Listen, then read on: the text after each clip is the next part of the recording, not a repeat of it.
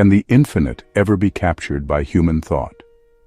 In the 12th century, the great Jewish philosopher and theologian Moses Maimonides, also known as Rambam, confronted this profound question in his masterpiece, The Guide for the Perplexed.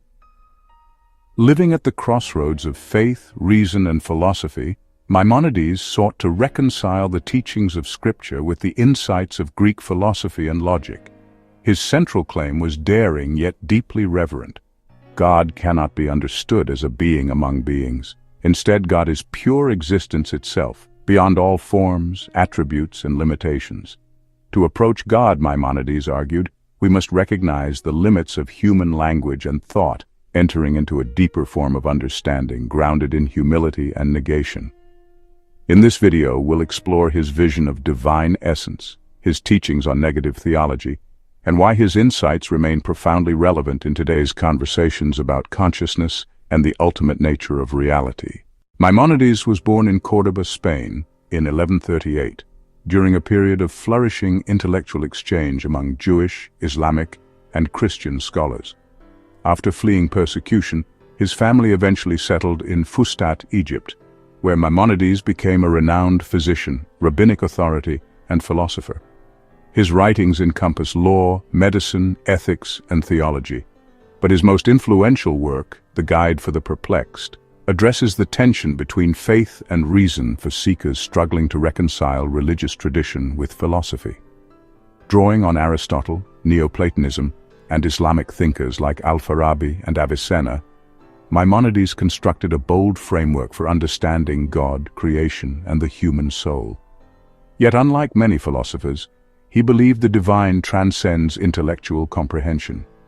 Reason can guide us to the threshold, but beyond that lies mystery. His approach opened a path where faith and philosophy are not enemies but partners, working together to deepen humanity's encounter with the infinite. Central to Maimonides' thought is the idea that God has no likeness to anything in creation.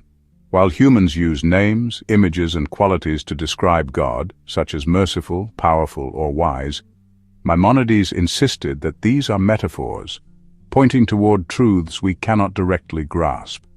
In the Guide, he warns that attributing human qualities to God risks limiting the infinite.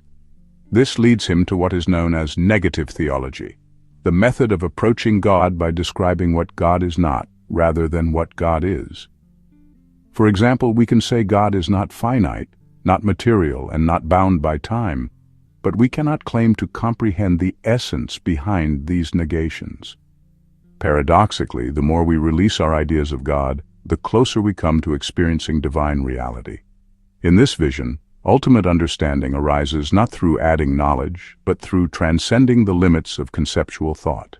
Maimonides believed that God is pure existence itself, not a being within the universe, but the foundation upon which all being depends. In his view, everything in creation is contingent, arising from causes and conditions, but God is necessary existence, the source of all things, uncaused, unchanging, and eternal. Unlike human beings, whose essence and existence are separate, meaning we come into being and can cease to exist, God's essence is existence. This insight echoes themes from both Aristotelian metaphysics and mystical thought, offering a vision of God as the infinite ground sustaining all reality. Importantly, Maimonides rejected anthropomorphic conceptions of the divine. God is not a person watching from afar, but the very act of being itself. To contemplate this is to enter a deeper awareness of existence, one where the divine presence permeates all things while remaining utterly beyond them. One of Maimonides' most striking contributions is his insistence on intellectual humility. While reason is essential for understanding the structure of the cosmos and refining our concepts of God, he argued that human knowledge reaches its boundary when confronting divine essence. In the Guide, he writes that the highest form of wisdom is to know that we do not know. This does not lead to despair, but to reverence, an openness to mystery that transcends the ego's need for control. For Maimonides, true understanding arises when the mind recognizes its limits and the heart becomes receptive to the vastness of divine reality. In this way, he bridges rational philosophy and mystical experience, showing that approaching God involves both disciplined inquiry and contemplative silence. While Maimonides emphasized that God's essence is beyond comprehension, he also taught that divine qualities can guide human transformation. Even though terms like compassion or justice do not literally describe God's nature, they reveal how the divine will manifests in the world. In this sense, Maimonides urged us to imitate God by cultivating virtues that align us with the highest order of existence. Ethical living in his philosophy is not separate from spiritual awakening, but an expression of it. By refining our actions, thoughts, and intentions, we participate in the harmony of creation and draw nearer to the infinite source.